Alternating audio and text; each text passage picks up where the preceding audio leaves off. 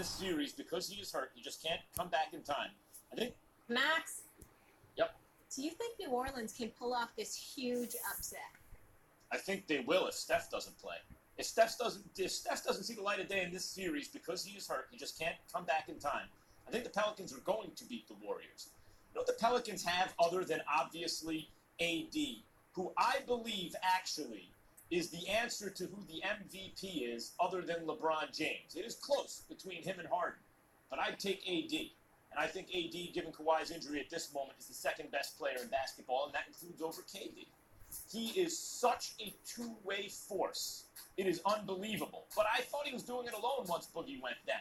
You know, is playoff Rondo a real thing, or was last year just, an aberration? No, playoff Rondo is a real thing. Let us recall last year what the Bulls had that the Pelicans have now. They had a version of it with Wade and Rondo. You know, Wade kind of a combo guard in that backcourt with Rondo, and Rondo freeing him up to do his thing. Same thing happened with Jrue Holliday here.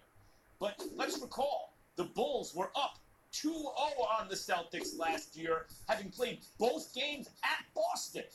They may have swept the Celtics. Rondo goes down with injury, end of series. He is an enormously valuable playoff piece, and he is now on the Pelicans. And Jrue Holliday, who has done more for his stock in these playoffs than Jrue Holliday, who not only Damian Lillard came into the previous series as a hot pick kind of under the radar. Maybe he's an MVP candidate. Stephen A. and I and others have said, with the game on the line, fate of the universe on the line, who do we want the ball in the hands of taking the last shot in the present NBA, including everyone?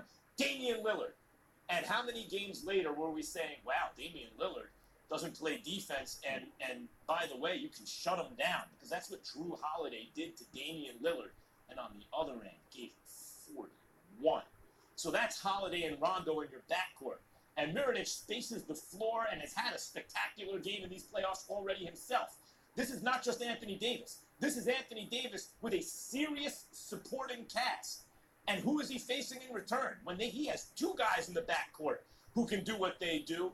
How many guys in the backcourt does Golden State have right now?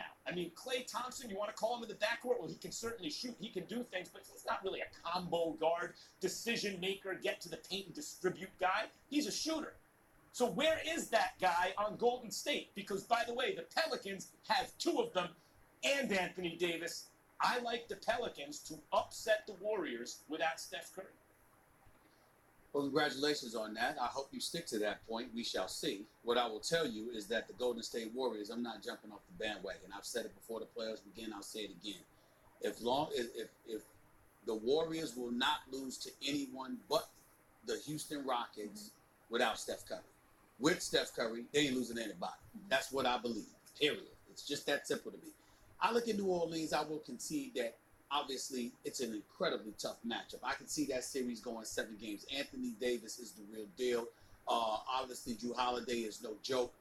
But Klay Thompson ain't Damian Lillard. And as much as I love me some Damian Lillard, and I still do, even though they got swept out of there and he got completely handcuffed, he got handcuffed by a bigger, stronger guy who's a seasoned veteran. He's been around a long time in Holliday. He knows what he's doing. Klay Thompson is not Damian Lillard. Klay Thompson is bigger. Klay Thompson is stronger himself. Klay Thompson is actually a better shooter than Damian Lillard. And on top of it all, he defends. And so I can assure you of this. Jrue Holliday won't drop 41 on Klay Thompson if Klay Thompson's in the vicinity. I can promise you that. That's not going to happen. And so now we look at it. And this is what has me excited about it. Me personally, it's one of those rare occasions where I'll go with Golden State, recognizing and appreciating and respecting the chance that New Orleans has. But I'm more enamored with the matchup because that's what I love about basketball. I love the fact that Steph Curry is not going to be here, at least for a few games. I want to see what Kevin Durant does as the man on this crew against Anthony Davis. I want to see that. That, to me, that is must-see television. Yes, I'll be flying out to Oakland and New Orleans for that. Yeah, I got to see this. I got to see this up close and personal, okay? I want to see Jrue, assuming he ends up going against Klay. Etuan Moore and these boys, they can play. Mirotic, he can play. We understand that. There are other guys on Golden State that can play too. It makes it very interesting. Green played so well. It makes it very interesting. But I guess where I'm putting myself out on Front Street, Max, is that to me, although it's a team game and we understand it, coaching maneuvers, how it may not end up going exactly down like this, in my eyes, Max, this is how I look at it. Kevin Durant and Klay Thompson against Anthony Davis and Jrue Holliday. I'm going to roll with Kevin Durant and Klay Thompson. That's how I'm looking at it. At the end of the day, that's what I'm saying. Now, we'll see. But that's what I'm looking forward to. I think Steph's going to be there, too, by the way.